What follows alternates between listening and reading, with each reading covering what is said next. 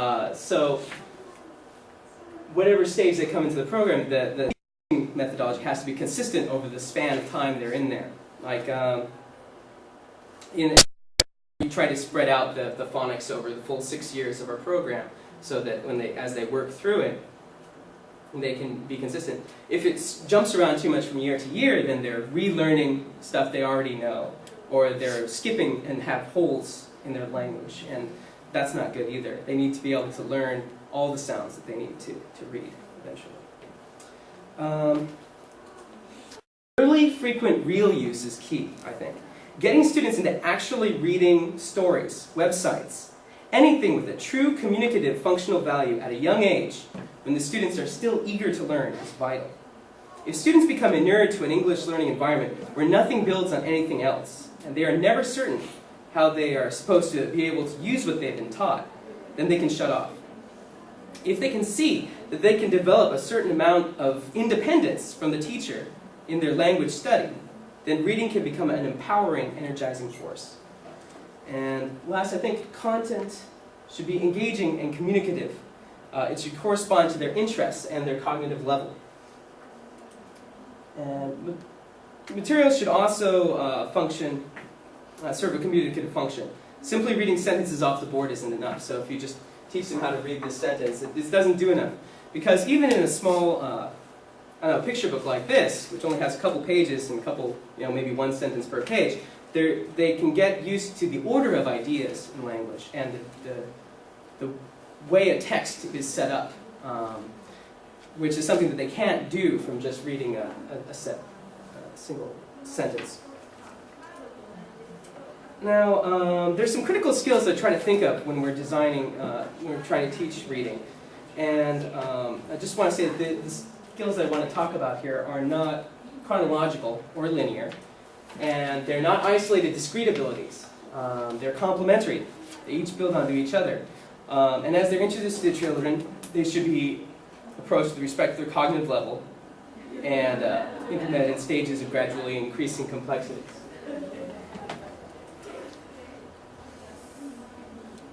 Went backwards again.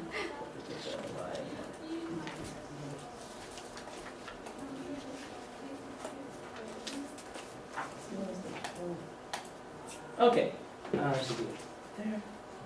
And yeah, ideally, if you can connect it to other aspects of their study, I mean, depending on the circumstance of what you're teaching. If you're teaching in an Eikaiwa or a private school, then you're probably just going to focus on your English. But if you're teaching in a public school, then if you can maybe connect your English study to other curriculum aspects, it helps them make it, helps it stick in their heads a little more. Okay, so these are some of the skills that I think go into reading and writing. First is letter recognition. And I've just designated these A, B, C, D, like the different types, right? And I think these are summed up in your handout too. Letter recognition A is just visual recognition. You see the letter and you know its name in your head. You can't necessarily produce it, but you know the letter. Auditory is you hear it and you know which letter it is. So you could maybe pick it up on the board if you heard the letter. So it's a little bit of a different skill. And letter production, I think there's 4 kinds. There's A through D. A is just being able to trace a letter with a finger, like in the air or on somebody's back or on a piece of paper. B is a little bit more complicated. You're copying a letter from a model on paper. So there's a slightly different process going on there. C is you hear a letter name and you can write the appropriate letter. So I call that letter dictation. It's sort of like what it is. Phonetic dictation is a little bit different. You're able to hear a letter sound and then come up with an approximation of it. So tricky ones would be like k, which had like 3 different letters you could use. So maybe if you were working on this skill, you'd want to avoid things like that at first until they get used to the principle. And then they should be able to work better on it. Phonemic awareness is being aware of the sounds of the letters. Like you could see a letter and say it sounds like k, this is k, or ps, depending on how far you got. And then auditory, you just hear the sound and you can think of a letter for it. So that's sort of like phonetic dictation. except it's the awareness of the sounds rather than a writing productive skill. Blending is simply seeing the string of letters and being able to blend it together into a word the way it should be. So rather than saying k-at, you'd be saying cat. Because you'd be go k-at, cat, and be able to string it together. And that's blending. Segmenting is the opposite skill. You hear a word, and you should be able to split it into component sounds and supply the appropriate estimate. Like you hear bat.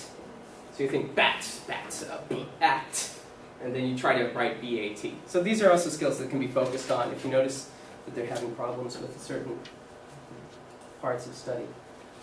Chunking is just recognizing a group of letters as producing a single sound. So in the very simplest ones would be things like TH, CH, and PH, but then it can go on up to OUGH and EIGH. And sight words would also involve chunking skills. We have to learn this group of letters as being one sound. And that's a little bit more advanced than just picking out a single sound. Okay. Grammar is next here.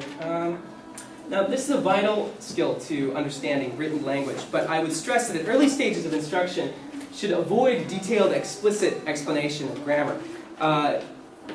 We should try to avoid getting bogged down in trying to explain is or the to a 7-year-old child. They just won't understand and they'll get bored and turn off.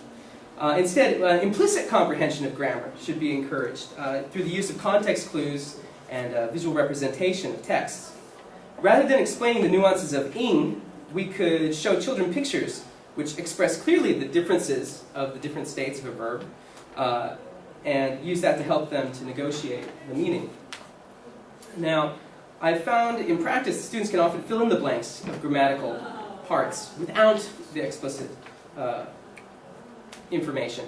For instance, reading storybooks, they tend to think of the past tense already because, at least in Japanese, I know that many like fairy tales and things like that are always told in the past tense in Japanese, so they just assume that it's in past tense, and you don't need to explain tense to the child.